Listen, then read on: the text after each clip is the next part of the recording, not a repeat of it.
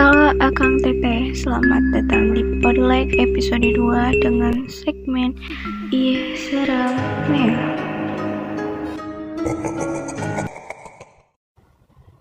Pada kali ini, aku mau bacain sebuah cerita yang berjudul Nokianesia Penangkap Hantu. Suara itu adalah suara yang tidak akan pernah terlupakan olehku. Kejadian ini terjadi saat aku berusia 10 tahun.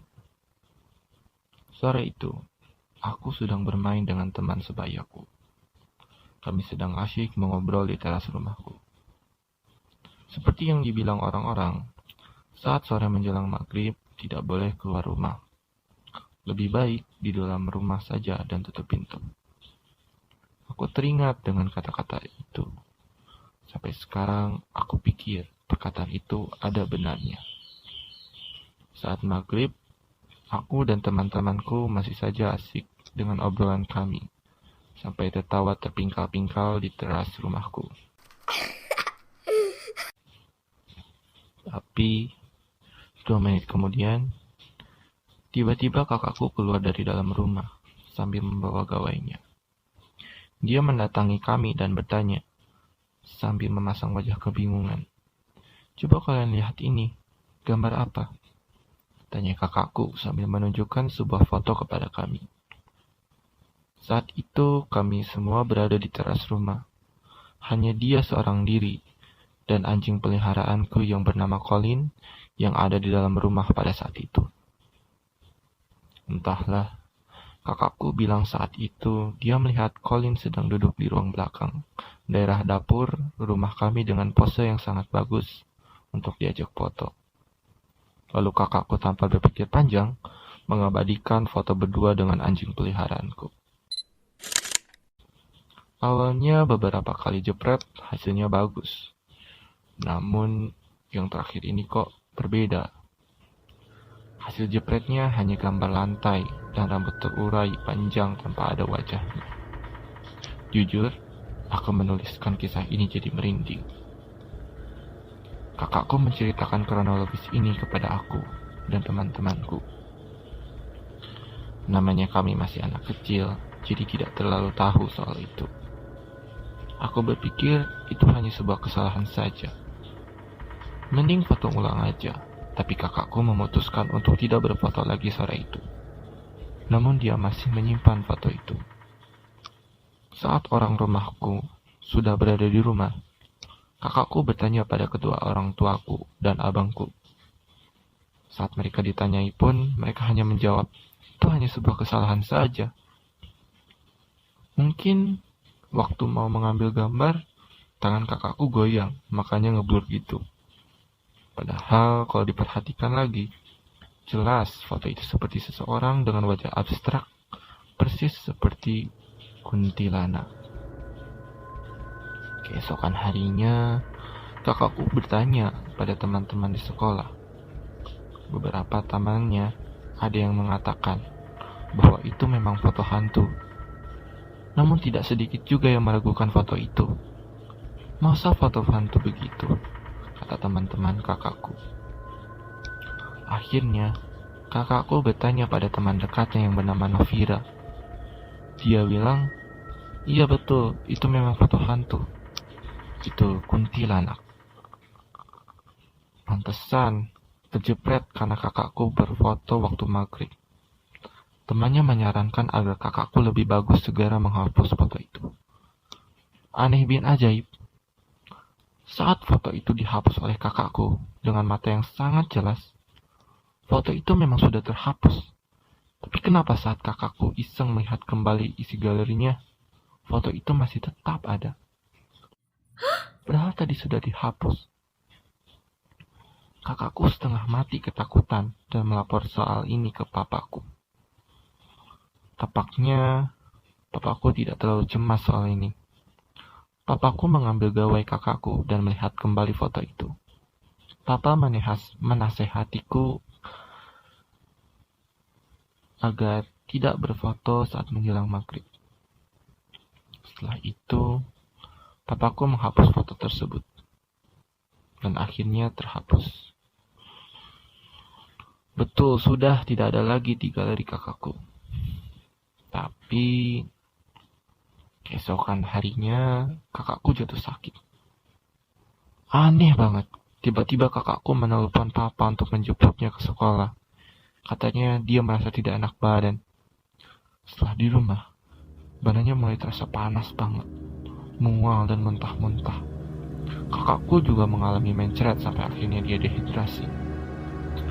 Dan anehnya, dia sama sekali tidak makan makanan yang aneh-aneh. Tapi kenapa bisa mencret begitu? Seminggu kakakku tidak masuk sekolah, dan saat itu papa berencana membawanya ke rumah sakit. Dokter bilang kakakku hanya sakit biasa saja. Butuh istirahat beberapa hari ini. Ya udah, kakakku izin tidak masuk sekolah beberapa hari karena sakit. Puji Tuhan, 2 hari kemudian kakakku semakin membaik. Hingga akhirnya dia bisa kembali bersekolah. Tapi tidak sampai di situ ceritanya. 2 hari kemudian, tiba-tiba mamaku sakit. Kakinya bengkak yang sangat tidak masuk akal. Mamaku seorang penjahit. Kami berpikir, mungkin mama terlalu keras bekerja dengan mesin jahitnya. Makanya kakinya bengkak. Nyatanya, mamaku bilang dia tidak seberat itu bekerja dengan mesin jahitnya. Ini terasa aneh buat mamaku. Kami pikir kaki mama akan sembuh dengan sendirinya kalau menghentikan sementara jadwal menjahit. Ternyata tidak, malah makin parah sampai membuat kami bingung. Kenapa bisa sampai bernanah begini kaki mama? Lalu kami memutuskan membawa mama ke dokter. Dokter bilang kaki mama infeksi, butuh waktu seminggu lagi agar mama bisa pulih dan kembali menjahit lagi. Ya, akhirnya mama sembuh juga. Tapi tunggu dulu, belum kelar. Kami benar-benar percaya bahwa foto itu setelah aku dan abangku jatuh sakit bersamaan. Dalam waktu bersamaan, aku dan abangku merasa tidak enak badan. Kami demam, flu, dan batuk. Aneh, kenapa bisa bersamaan gitu? Apa jangan-jangan karena foto yang kemarin itu?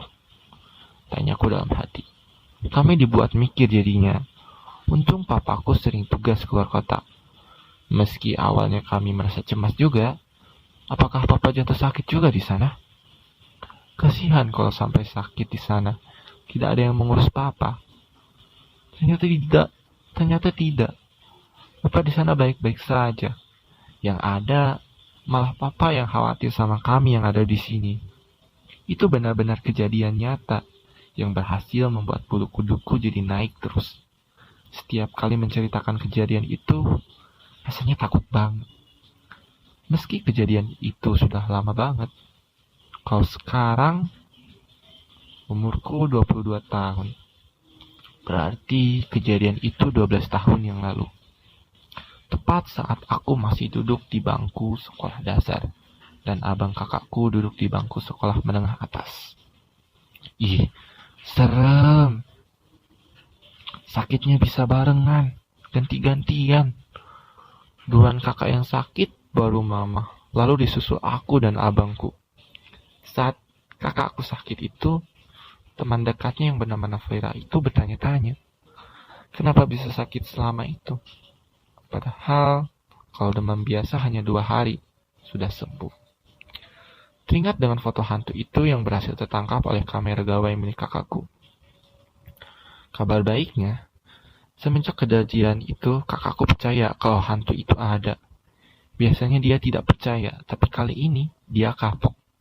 Dia jadi mulai takut berfoto setiap menjelang maghrib. Aku masih ingat persis seperti apa sosok yang ada pada foto itu. Kalau disuruh menggambarkan di atas kertas putih dengan pensil sih bisa. Soalnya masih membekas banget dalam ingatan. Kadang kau melewati atau melihat ruangan belakang dapur itu pun jadi suka teringat sama foto itu. Untungnya kami sudah pindah beberapa tahun yang lalu. Jadi tidak merasa dihantui lagi oleh kejadian itu. Gimana nih ceritanya Kang Teteh? Udah ngerasa merinding belum? Atau masih ngerasa biasa-biasa aja? Pokoknya buat Kang Teteh yang suka foto-foto, jangan sampai salah foto ya. Dan buat kalian yang punya cerita menarik, ayo kirimin ke DM IG kita di Jejak Literasi SMK yang 2 Sukabumi. Pantauin terus perlet kita. Dan sebelum tidur, aku cuma mengingetin, Kang Teteh harus cek kanan kiri kalian, bawah tempat tidur kalian, bahkan ke kamar mandi kalian. Tapi jangan pernah ngecek ke langit-langit ya, soalnya mereka gak mau sampai kalian ngelihat mereka.